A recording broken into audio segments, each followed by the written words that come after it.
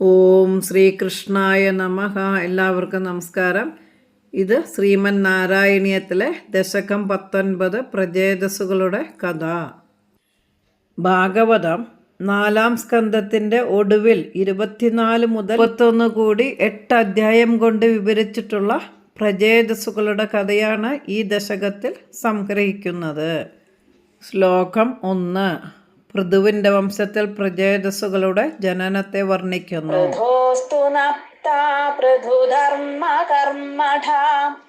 പ്രാചീന ബർഹിർയുവതൗ ശതദ്രുതൗ പ്രചേതസോ നാമ സുചേതസസുതാൻ അജീജനത്വത്കരുണാങ്കുരാനിവ. പദം പിരിക്കാം. പൃഥോഹോ തു നപ്ത പൃഥുധർമ്മ കർമ്മഠഃ പ്രാചീനബർഹിഃ യുവതൗ ശതദ്രുതൗ പ്രചേതസഃ നാമ സുചേതസഃ സുതാൻ അജീജന ത്വത് കരുണാങ്കുരാൻ ഇവ. പൃഥോഹോ നപ്ത പൃഥു ചക്രവർത്തിയുടെ പൗത്രപുത്രനും പൃഥുധർമ്മകർമ്മഠഃ പരമധാർമ്മികനും യാഗാദികർമ്മങ്ങളിൽ ഏറ്റവും തൽപരനുമായിരുന്ന പ്രാചീന ബർഹിഹു തു ശതദ്രുതൗ യുവതൗ. പ്രാചീന ബഹിർസാകട്ടെ ശതദ്രുതി എന്ന പത്നിയിൽ ത്വത് കരുണാങ്കുരാൻ ഇവ നിന്തിരുവടിയുടെ കരുണ തന്നെ മുളച്ചു വന്നിട്ടുള്ളതാണോ എന്ന് തോന്നിപ്പിക്കുമാറ് പ്രചേതസഃ നാമ സുചേതസഃ സുതാൻ അജീജനത്. പ്രചേതസ്സുകൾ എന്ന പേരുള്ള ശുദ്ധ ഹൃദയന്മാരായ പുത്രന്മാരെ ജനിപ്പിച്ചു. പൃഥുപുത്രനായ വിജിതാശ്വൻ്റെ പുത്രനും പൃഥുവിനെ പോലെ തന്നെ ധർമ്മശൂരനുമായ പ്രാചീന ബഹിർസിനും ശതദ്രുതി എന്ന ഭാര്യയിൽ നിൻതിരുവടിയുടെ കരുണാങ്കുരങ്ങളെന്ന പോലെയുള്ള സൽബുദ്ധികളായ പ്രചേതസ്സുകൾ എന്ന പുത്രന്മാർ ജനിച്ചു. പൃഥു ചക്രവർത്തിയുടെ മകനാണ് വിജിതാശ്വൻ. പൃഥുവിന് ശേഷം വിജിതാശ്വൻ രാജ്യഭാരം ഏറ്റെടുത്തു. വിജിതാശ്വൻ്റെ മകനായ ഹവിർധാനൻ്റെ പൗത്രപുത്രനാണ് ബർഹിഷത്. ദേവപ്രീതിക്ക് വേണ്ടി വളരെയധികം യാഗം ചെയ്തതിൻ്റെ ഫലമായി പ്രാചീന ബഹിഷ് എന്നൊരു പേര് ബർഹിഷത്തിന് ലഭിച്ചു.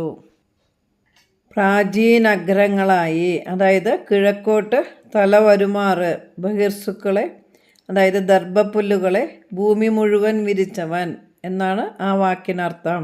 യാഗങ്ങൾക്ക് മഹാവേദിയിൽ ആകെ ദർഭപ്പുല്ല് കിഴക്കോട്ട് തലയാക്കി വിരിക്കേണ്ടതുണ്ട്.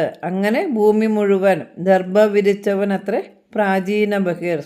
സമുദ്രപുത്രിയായ ശതദ്രുതിയാണ് പ്രാചീന ബഹിർസിൻ്റെ ധർമ്മപത്നി. ആ ശതദ്രുതിയിൽ അദ്ദേഹത്തിന് 10 പുത്രന്മാർ ജനിച്ചു. എല്ലാവർക്കും പ്രചേതസ് എന്നാണ് പേര്. അവർ 10 പേരും ഒരേ മനസ്ഥിതിക്കാരും സൽഗുണസമ്പന്നരും ഭക്തരും ലൗകിക കാര്യങ്ങളിൽ വിരക്തരുമായിരുന്നു. ഭഗവാന്റെ കാരുണ്യം തന്നെ രൂപമെടുത്ത് വന്നതാണോ എന്ന് തോന്നും അവരെ കണ്ടാൽ. ഭഗവത് കാരുണ്യത്താൽ ലഭിച്ച സത്പുത്രന്മാരായിരുന്നു അവരെന്ന് താല്പര്യം. പൃഥോസ്തു നപ്ത പൃഥുധർമ്മകർമ്മഠഃ പ്രാചീന ബർഹിർയുവതൗ ശതദ്രുതൗ പ്രചേതസോ നാമ സുചേതസസുതാൻ അജീജനത്വത്കരുണാങ്കുരാനിവ. ശ്ലോകം 2. അച്ഛൻ്റെ നിയോഗമനുസരിച്ച് തപസ്സിന് പുറപ്പെട്ട പ്രചേതസ്സുകൾ പടിഞ്ഞാറേ കടൽക്കരയിലെത്തിയപ്പോൾ അവിടെ ഒരു പൊയ്ക കാണുന്നു. പിതുഃശിശ്രിക്ഷാനിരതസ്യ ശാസനാത് ഭവത്തപസ്യാഭിരതാദശാപിതേ പയോനിധിം പശ്ചിമമേത്യ തത്തടേ സരോവരം സന്തദൃശുർമനോഹരം. പദം പിരിക്കാം.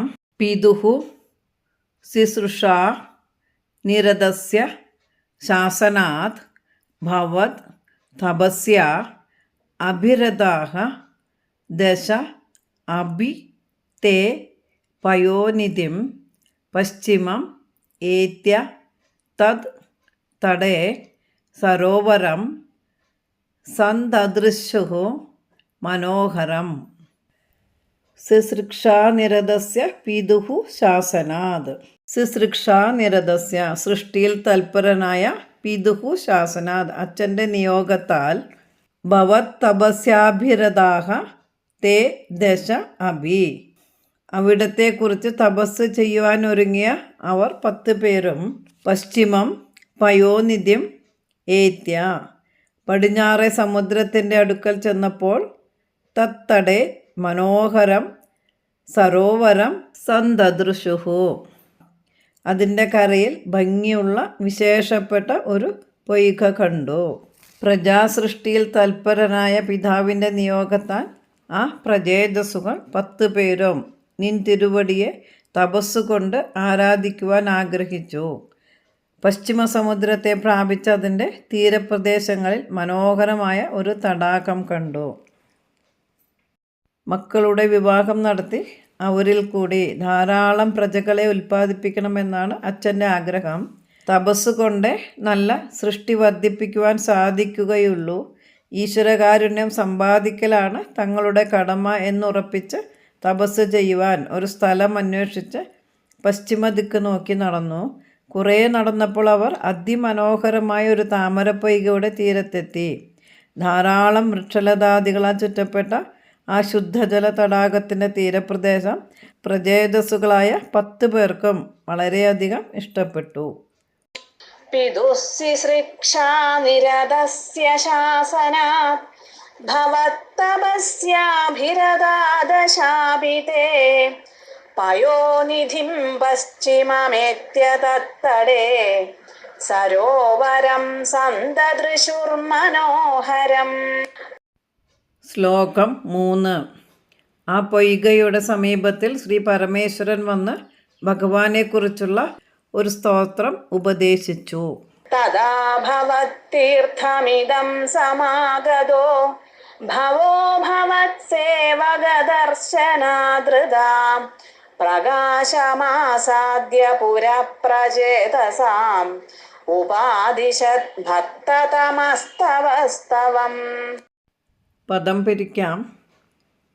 തഥാ ഭവത് തീർത്ഥം ഇതം സമാഗതഃ ഭവഃ ഭവത്സേവക ദർശന ആദൃതഃ പ്രകാശം ആസാദ്യ പുരഃ പ്രചേതസാം ഉപാദിശത് ഭക്തതമഃ തവ സ്തവം.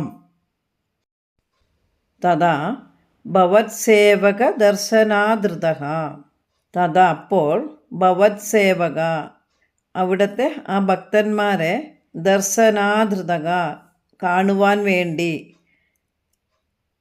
ഭക്തതമഃ ഭവഃ ഇദം ഭവതീർത്ഥം സമാഗതഃ പരമഭക്തനായ ശ്രീ പരമേശ്വരൻ ഈ അവിടുത്തെ തീർത്ഥത്തിലേക്ക് വന്ന് പ്രചേതസാഹ പുരഃ പ്രകാശം ആസാദ്യ പ്രചേതസ്സുകളുടെ മുമ്പിൽ പ്രത്യക്ഷപ്പെട്ട് തവ സ്തവം ഉപാദിശത് നിൻ തിരുവടിയുടെ സ്തോത്രം ഉപദേശിച്ചു. അപ്പോൾ നിൻ തിരുവടിയുടെ ഭക്തന്മാരെ കാണുവാനുള്ള ആഗ്രഹത്താൽ നിൻ തിരുവടിയുടെ ഈ തീർത്ഥത്തിൽ എത്തിയ നിൻ തിരുവടിയുടെ ഭക്തനായ പരമശിവൻ പ്രചേതസ്സുകളുടെ മുമ്പിൽ പ്രത്യക്ഷനായിട്ട് നിൻ തിരുവടിയുടെ സ്തോത്രത്തെ അവർക്ക് ഉപദേശിച്ചു. ശ്രീ പരമേശ്വരൻ വിഷ്ണുവിൻ്റെ പരമഭക്തനാണ്. പ്രചേതസ്സുകളും ഭക്തന്മാരാണ്. ഭക്തന്മാർക്ക് മറ്റു ഭക്തന്മാരെ കാണാൻ താല്പര്യമുണ്ടാവുന്നത് സ്വാഭാവികമാണല്ലോ. അവിടെ ശിവൻ മധുരമായി പുഞ്ചിരിച്ചുകൊണ്ട് പ്രചേതസ്സുകളുടെ അരികെ ചെന്നു. 10 പേരും അദ്ദേഹത്തെ നമസ്കരിച്ച് തൊഴുതു നിൽക്കവേ പരമേശ്വരൻ പറഞ്ഞു, മക്കളെ, നിങ്ങളുടെ ആഗ്രഹത്തെ ഞാൻ അറിയുന്നു. നിങ്ങൾക്ക് ഞാനിതാ ഭഗവാനെ ഭജിക്കുവാനുള്ള ഒരു മന്ത്രം ഉപദേശിച്ചു തരാം. ആ മന്ത്രത്തെ ഉരുവിട്ട് ഇവിടെ തന്നെ തപസ്സനുഷ്ഠിച്ചാൽ ശ്രീഹരി പ്രസാദിച്ച് നിങ്ങൾക്ക് വേണ്ടുന്നത് നൽകും. മംഗളം ഭവിക്കട്ടെ എന്ന് പറഞ്ഞ് മന്ത്രം ഉപദേശിച്ചു കൊടുക്കുകയും ചെയ്തു.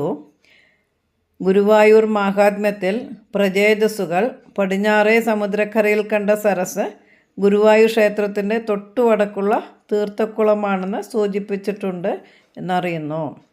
രുദ്രഗീതം എന്ന ആ സ്തോത്രം പ്രജേതസ്സുകൾക്ക് ഉപദേശിച്ചു കൊടുത്ത ശ്രീ പരമേശ്വരനാണ് മമ്മിയൂർ ക്ഷേത്രത്തിൽ സ്ഥിതി ചെയ്യുന്നത്. രുദ്രഗീതം എന്ന ആ സ്തോത്രം ഭാഗവതം 4-ാം സ്കന്ധം 24-ാം അധ്യായത്തിൽ 47 ശ്ലോകങ്ങളിൽ കൂടി പറഞ്ഞിട്ടുണ്ട്. വളരെ വിശേഷപ്പെട്ടതാണ് ഈ സ്തോത്രങ്ങൾ. തദാ ഭവത്തീർത്ഥമിദം സമാഗതോ ഭവോ ഭവത്സേവകദർശനാദൃതാം പ്രകാശമാസാദ്യ പുരപ്രചേതസാം ഉപാദിശത് ഭക്തതമസ്തവസ്തവം. ശ്ലോകം 4. ആ രുദ്രഗീതം ജപിച്ചുകൊണ്ട് പ്രജേതസ്സുകൾ 10,000 സംവത്സരം ഭഗവാനെ ഭജിച്ചുവെന്ന് പറയുന്നു. സ്തവം ജപന്തസ്തമമീ ജലാന്തരേ ഭവന്തമാസേ വിശദായുതം സമാം ഭവത്സുഖാസ്വാദരസാദമീശ്വിയാൻ ബഭൂവ കാലോ ധ്രുവവത് ന ശീഘ്രതാ. പദം പിരിക്കാം. സ്തവം ജപന്തഃ തം അമീ ജല അന്തരേ ഭവന്തം ആസേ വിശദ അയുധം സമാഹ ഭവത് സുഖ ആസ്വാദ് രസാദ് അമീഷു ഇയാൻ ബഭൂവ കാലഃ ധ്രുവവത് ന ശീഘ്രത. അമീ തം സ്തവം ജപന്തഃ. ഈ പ്രജേതസ്സുകൾ ആ രുദ്രഗീത സ്തോത്രം ജപിച്ചുകൊണ്ട് ജലാന്തരെ അയുധം സമാഹ ഭവന്തം ആസേവിഷത. വെള്ളത്തിനുള്ളിൽ 10,000 സംവത്സരം അവിടുത്തെ സേവിച്ച് തപസ് ചെയ്തു. ഭവത് സുഖാസ്വാദ് രസാദ്. ആനന്ദരൂപനായ അവിടുത്തെ മനസ്സുകൊണ്ട് ആസ്വദിച്ച് സുഖിക്കുന്നതിലുള്ള താല്പര്യ നിമിത്തം അമീഷു ഇയാൻ കാലഹ ബഭൂവ. ഈ പ്രജേതസ്സുകൾക്ക് ഇത്ര വളരെ കാലം കഴിഞ്ഞുപോയി. ധ്രുവവത് ശീഘ്രത ന. ധ്രുവനെ പോലെ വേഗമുണ്ടായില്ല. ധ്രുവന് 6 മാസം മാത്രമേ വേണ്ടി വന്നുള്ളൂ ഭഗവാൻ പ്രത്യക്ഷപ്പെട്ട് വരങ്ങൾ നൽകുവാൻ. എന്നാൽ പ്രജേതസ്സുകൾക്ക് 10,000 കൊല്ലം ഭഗവാനെ ഭജിക്കേണ്ടതായിട്ട് വന്നു. അതിനുള്ള കാരണം അവർക്ക് തപസ്സിദ്ധിയിൽ ബദ്ധപ്പാടില്ലാത്തതിനാലാണ്. അതിൻ്റെ കാരണമാകട്ടെ ഭഗവാനെ ഭജിക്കുന്നത് തന്നെ സുഖമാണെന്നുള്ളതും തപബലം സിദ്ധിക്കാൻ കാലം നീളുന്നിടത്തോളം ഭഗവത് ഭജന സുഖം അനുഭവിക്കാമല്ലോ എന്ന ചിന്തയുമാണ്. സ്തവം ജപന്തസ്തമമീ ജലാന്തരേ ഭവന്തമാസേ വിശദായുതം സമാം ഭവത്സുഖാസ്വാദരസാദമീശ്വിയാൻ ബഭൂവ കാലോ ധ്രുവവത് ന ശീഘ്രതാ. ശ്ലോകം 5. തപോഭിരേഷാമതിമാത്രവർദ്ധിഭിः സയജ്ഞഹിംസാ നിരതോപി പാവിതാം പിതാപി തേഷാം ഗൃഹയാത നാരദ പ്രദർശിതാത്മാ ഭവദാത്മദാമ്യയോ. പദം പിരിക്കാം. തപോഭിഃ യേഷാം അതിമാത്ര വർദ്ധിഭിഃ സഹ യജ്ഞ ഹിംസാ നിരതഃ അഭി ഭാവിതഃ പിതാ അഭി തേഷാം ഗൃഹ യാത നാരദ പ്രദർശിതാത്മാ ഭവത് ആത്മതാം യയൗ യേഷാം അതിമാത്രവർദ്ധിഭിः തപോഭിः. ഈ പ്രചേതസ്സുകളുടെ ഏറ്റവും വർദ്ധിച്ചു കൊണ്ടിരിക്കുന്ന തപസ്സുകളാൽ യജ്ഞഹിംസാനിരതഃ അഭി സഹ തേഷാം പിതാ അഭി പാവിതഃ.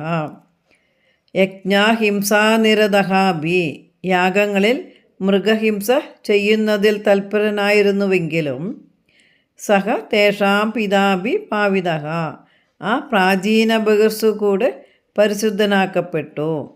ഗൃഹയാഥ നാരദ പ്രദർശിതാത്മാ ഭവദാത്മതാം യയൗ.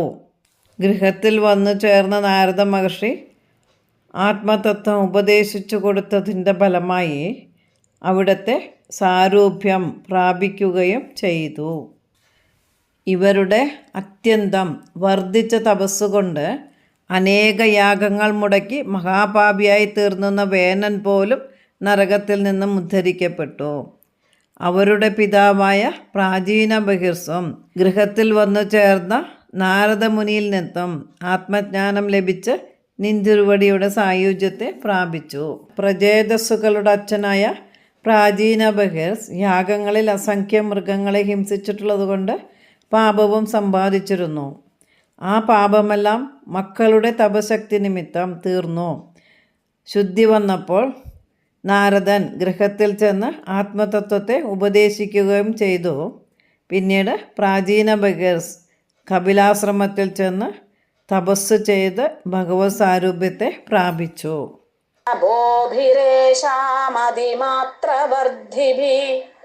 സ യജ്ഞഹിംസാനിരതോപി പാവിതാം പിതാഭി തേഷാം ഗൃഹയാത നാരദ പ്രദർശിതാത്മാ ഭവദാത്മതാം യയൗ. ശ്ലോകം 6. പ്രചേതസ്സുകളുടെ മുമ്പിൽ ഭഗവാൻ ഗരുഡാരൂഢനായി പ്രത്യക്ഷപ്പെടുന്നു. കൃപാബലേനൈവ പുരപ്രചേതസാം പ്രകാശമാഗാപദകേന്ദ്രവാഹനാം വിരാജി ചക്രാദിവരായുധാം ശുഭേർ ഭുജാഭിരഷ്ടാഭിരുദഞ്ജിതദ്വിതി. പദം പിരിക്കാം. കൃപ ഫലേന ഏവ പുരഃ പ്രചേതസാം പ്രകാശം ആഘാഹ പദകേന്ദ്ര വാഹനഃ വിരാജി ചക്രാദി വരായുധ അംശുഭിഃ ഭുജാഭിഃ അഷ്ടാഭിഃ ഉദഞ്ചിത ദ്യുതിഃ. കൃപാബലേന ഏവ പ്രചേതസാഃ പുരഃ പദകേന്ദ്രവാഹനഃ.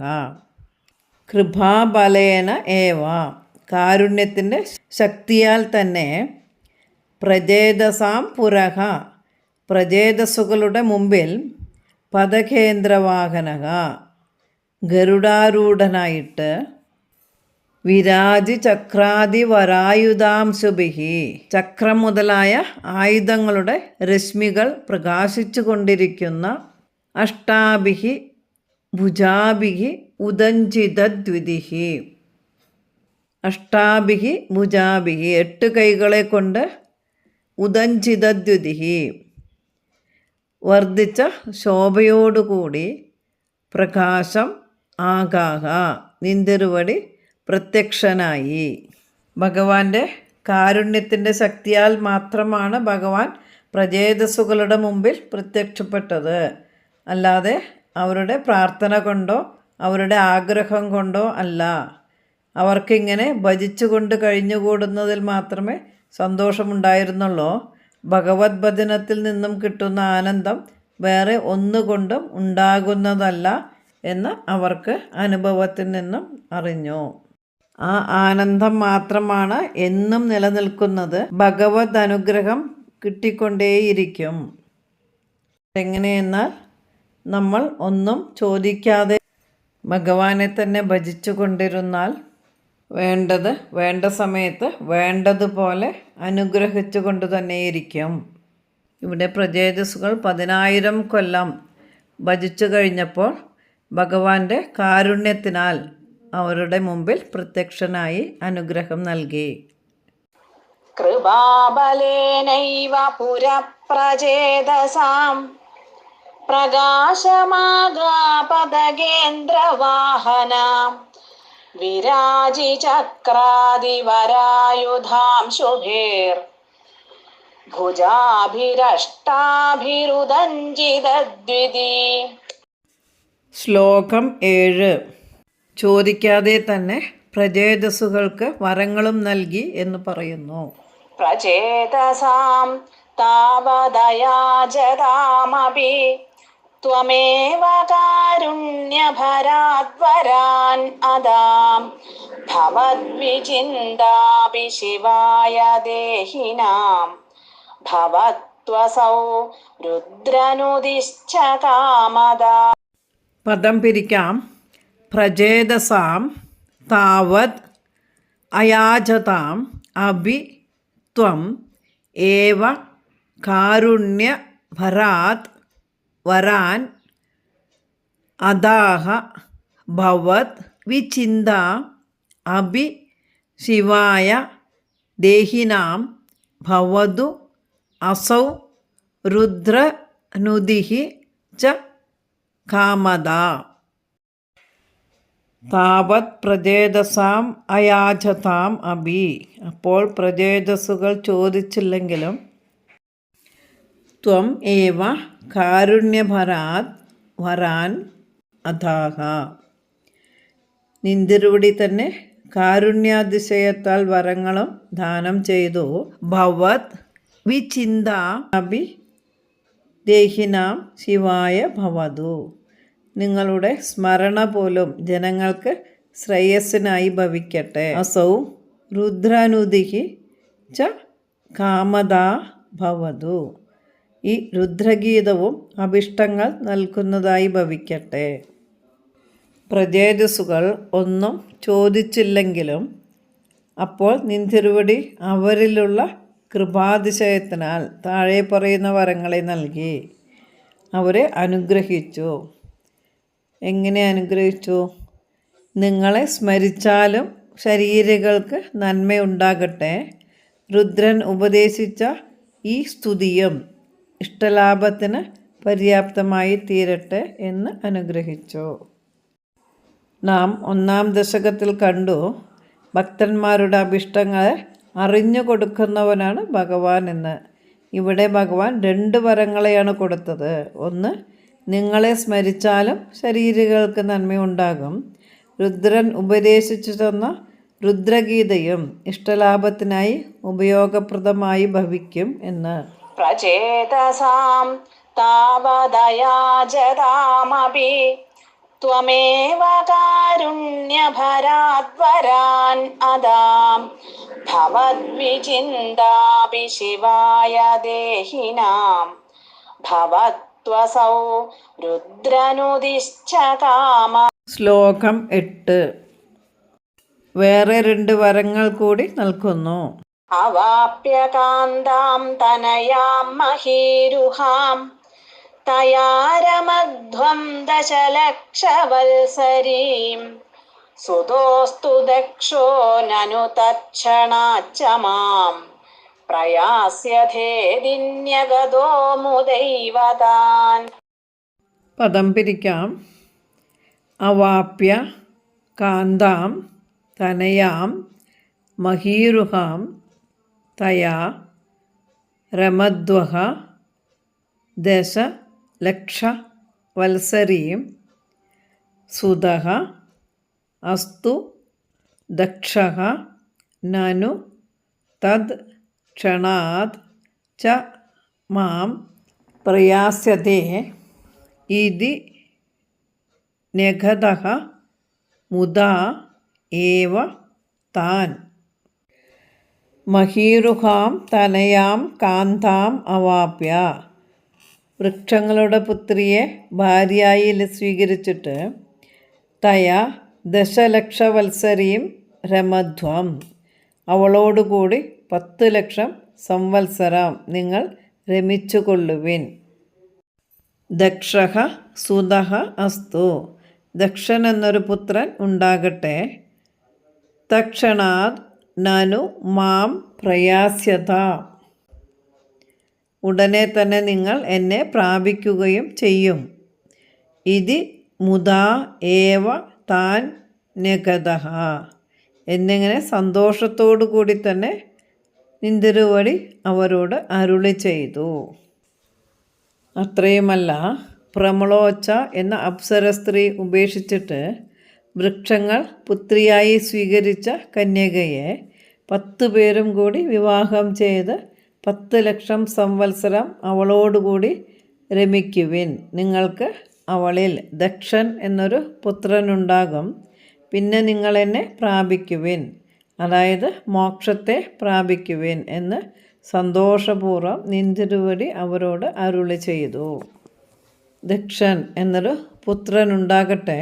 പിന്നെ ഭഗവാനെ തന്നെ പ്രാപിക്കുവാനുള്ള വരങ്ങൾ നൽകി.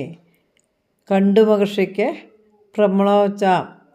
പ്രമളോച്ച എന്ന ദേവസ്ത്രീയിൽ ജനിച്ച മാരീഷ എന്ന കന്യകയെ നോക്കി വളർത്തിയത് വൃക്ഷങ്ങളാണ്. ആ കുമാരിയെ വിവാഹം ചെയ്ത് ദീർഘകാലം സുഖിച്ചുകൊള്ളുവിൻ. ഭഗവാൻ അങ്ങനെ അവരെ അനുഗ്രഹിച്ചു. അതും ഭഗവാന്റെ ഒരു കൽപ്പന തന്നെയായിരുന്നു. അവസാനം ഒരു പുത്രൻ ജനിക്കുമെന്നും ഉടനെ ഭഗവാനെ പ്രാപിക്കുവാനുമുള്ള ഒരു അനുഗ്രഹം കൊടുത്താണ് ഭഗവാൻ മറഞ്ഞത്. ഈ വരങ്ങളെയെല്ലാം പ്രജേതസ്സുകൾ ചോദിക്കാതെ തന്നെ സന്തോഷിച്ചു കൊടുത്തതാണ്. ചോദിച്ചു വാങ്ങുമ്പോൾ കൊടുക്കുന്നയാൾ സന്തോഷത്തോടു കൂടി ആയിക്കൊള്ളണമെന്നില്ല. ചോദിക്കാതെ തന്നെ കൊടുക്കുകയാണെങ്കിൽ അത് സന്തോഷത്തോടെ തന്നെ എന്ന് ഭാവം. പണ്ട് ശിവകോപത്താൽ കൊല്ലപ്പെട്ട ദക്ഷ പ്രജാപതി ബ്രഹ്മാവിൻ്റെ ആഗ്രഹമനുസരിച്ച് പുനർജന്മമെടുത്തു വന്നു എന്നാണ് പറയപ്പെടുന്നത്. പ്രജേതസ്സുകൾ ആ കുഞ്ഞിന് ദക്ഷൻ എന്ന് പേരു നൽകി. അവാപ്യ കാന്താം തനയാം മഹീരുഹാം തയാരമധ്വം ദശലക്ഷവത്സരീം സുതോസ്തു ദക്ഷോ നനു തച്ഛണാച്ച മാം പ്രയാസ്യഥേദിന്യഗതോ മുദൈവതാൻ. ശ്ലോകം 9. തതശ്ച തേ ഭൂതലരോധിനസ്തരൂൻ ക്രുധാദഹന്തോ ദ്രുഹിണേന വാരിതാം ദ്രുമൈശ്ച ദത്താം തനയാമവാപ്യതാം ത്വദുക്തകാലം സുഖിനോഭിരേമിരേ. പദം പിരിക്കാം. തതഃ ച തേ ഭൂതല രോധിനഃ സ്തരൂൻ ക്രുധാ ദഹന്തഃ ദ്രുഹിണേന വാരിതാഃ ധ്രൂമൈഃ ച ദത്താം തനയാം അവാപ്യ താം ത്വദ് ഉക്തകാലം സുഖിനഃ അഭിരേമിരേ. തതഃ ച തേ ഭൂതലരോധിനഃ തരൂൻ ക്രുധാ ദഹന്തഃ.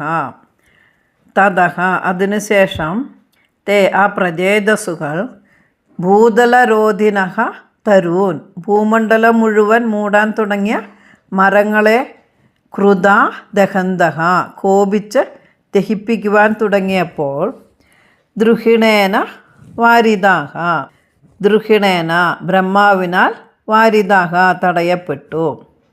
ധ്രൂമൈഃ ദത്താം താം തനയാം അവാപ്യ ധ്രൂമൈഃ ദത്താം മരങ്ങൾ കൊടുത്ത താം തനയാം ആ മകളെ അവാപ്യ ലഭിച്ചതിന് ശേഷം തദുക്തകാലം ഭഗവാൻ പറഞ്ഞ അത്രയും കാലം സുഖിനക സുഖമായി അഭിരേമിരേ ച കഴിഞ്ഞു കൂടുകയും ചെയ്തു. ഭഗവാൻ വരങ്ങൾ നൽകി മറഞ്ഞതിനു ശേഷം പ്രജേതസ്സുകൾ വെള്ളത്തിൽ നിന്ന് കയറി നോക്കിയപ്പോൾ ഭൂമി മുഴുവനും മരങ്ങൾ നിറഞ്ഞ് കാടാവുന്നത് കണ്ടു. പ്രാചീന ഭഗവത് സാരൂപ്യം പ്രാപിക്കുകയാൽ ഭൂമി രക്ഷിക്കാൻ ആരുമില്ലാതെ വന്നതാണ് അതിന് കാരണം. ഉടനെ പ്രജേതസ്സുകൾ കോപിച്ച് വായിൽ നിന്നും കാറ്റും തീയും സൃഷ്ടിച്ച് മരങ്ങളെയെല്ലാം ചുട്ടുകളയുവാൻ തുടങ്ങി. അത് തുടർന്നാൽ ഏറെ താമസിയാതെ ഭൂമിയിൽ ഒരൊറ്റ മരവും ഇല്ലാതാകുമെന്ന് ഭയപ്പെട്ടു. ഉടൻ ബ്രഹ്മാവ് വന്ന് പ്രചേതസ്സുകളെ ആ സാഹസകൃത്യത്തിൽ നിന്നും വിലക്കി. അങ്ങനെ രക്ഷപ്പെട്ട് ബാക്കിയുള്ള മരങ്ങൾ തങ്ങളുടെ മകളായ മാരീഷയെ പ്രചേതസ്സുകൾക്ക് വിവാഹം ചെയ്തു കൊടുത്തു. പ്രമ്ലോജ വനത്തിൽ ഉപേക്ഷിച്ചു പോയതുകൊണ്ട് മാരീഷിയെ വനപുത്രി എന്ന് പറയുന്നു. ഭഗവാൻ മുമ്പ് വരം നൽകി അനുഗ്രഹിച്ചതുപോലെ 10 ലക്ഷം സംവത്സരക്കാലം പത്നിയോടുകൂടി അവർ സുഖജീവിതം നയിക്കുകയും ചെയ്തു. തതശ്ച തേ ഭൂതലരോധിനസ്തരൂൻ ക്രുധാദഹന്തോ ദ്രുഹിണേന വാരിതാം ദ്രുമൈശ്ച ദത്താം തനയാമവാപ്യതാം ത്വദുക്തകാലം സുഖിനോഭിരേമിരേ.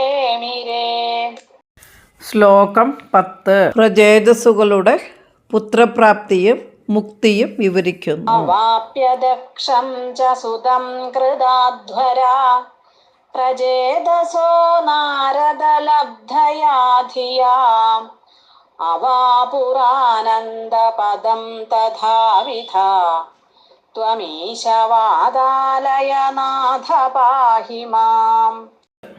പദം പിരിക്കാം. അവാപ്യ ദക്ഷം ച സുതം കൃത അധ്വരാഹ പ്രചേതസഃ നാരദ ലബ്ധയാ ധിയാ അവാപുഃ ആനന്ദപദം തഥാവിധഃ ത്വം ഈശ വാദാലയനാഥ പാഹി മാം. പ്രചേതസഃ ദക്ഷം സുതം അവാപ്യ.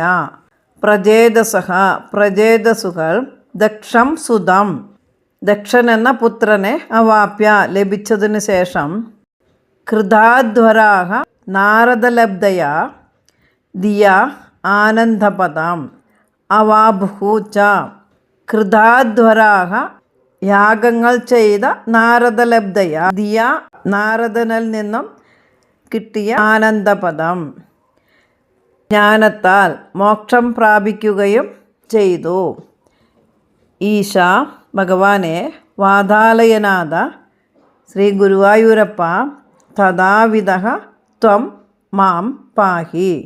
അപ്രകാരമുള്ള നിന്തിരുവടി എന്നെ രക്ഷിക്കണമേ. പ്രചേതസ്സുകൾ ദക്ഷൻ എന്ന പുത്രനെ ലഭിച്ച് വളരെയധികം യാഗങ്ങളും ചെയ്ത് ഒടുവിൽ നാരദനിൽ നിന്നും ബ്രഹ്മജ്ഞാനം സിദ്ധിച്ച് പരമാനന്ദ സ്വരൂപമായ പദത്തെ പ്രാപിച്ചു. അല്ലയോ ഗുരുവായൂരപ്പ, അങ്ങനെയുള്ള നിന്തിരുവടി എന്നെ രക്ഷിക്കണമേ. കുറേ കാലം ഗൃഹസ്ഥാശ്രമം സ്വീകരിച്ച് ജനസേവനം നടത്തിയതിനു ശേഷം പ്രചേതസ്സുകൾ ദക്ഷനെ രാജ്യഭാരമേൽപ്പിച്ച് പടിഞ്ഞാറെ സമുദ്രതീരത്തിലേക്ക് പോയി. അവിടെ വെച്ച് ഗംഭീരമായ ഒരു യജ്ഞം നടത്തുകയുണ്ടായി. മഹാത്മാക്കളായ ഋഷീശ്വരന്മാർ സകലരും ആ യജ്ഞസദസ്സിൽ സന്നിഹിതരായിരുന്നു.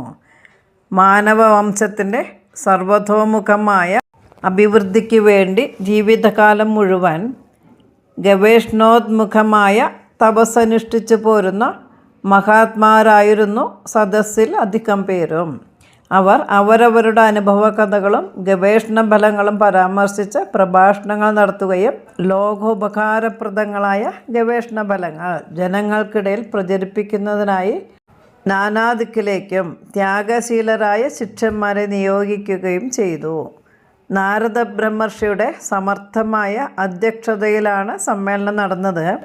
യജ്ഞാവസാനത്തിൽ പ്രചേതാക്കൾ അദ്ദേഹത്തിൽ നിന്നും കൈവല്യപ്രാപ്തിക്ക് വേണ്ടുന്ന ഉപദേശങ്ങൾ സ്വീകരിച്ച് ശ്രീപദത്തെ തന്നെ ധ്യാനിച്ചുകൊണ്ട് മുക്തരായിത്തീർന്നു.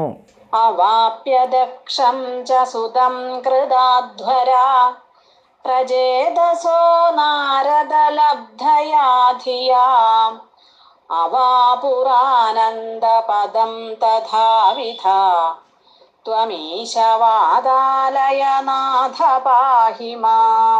ഭാഗവതം 4-ാം സ്കന്ധത്തിൻ്റെ ഒടുവിൽ 24 മുതൽ 31 കൂടി 8 അധ്യായങ്ങൾ കൊണ്ട് വിവരിച്ചിട്ടുള്ള പ്രചേതസ്സുക്കളുടെ കഥയാണ് ഈ ദശകത്തിൽ സംഗ്രഹിക്കുന്നത്.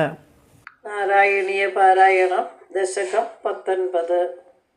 പൃഥോസ്തു നപ്താ പൃഥുധർമ്മകർമ്മഠാ പ്രാചീനബർഹിർയുവതൗ ശതദ്രുതൗ പ്രചേതസോ നാമ സുചേതസസുതാൻ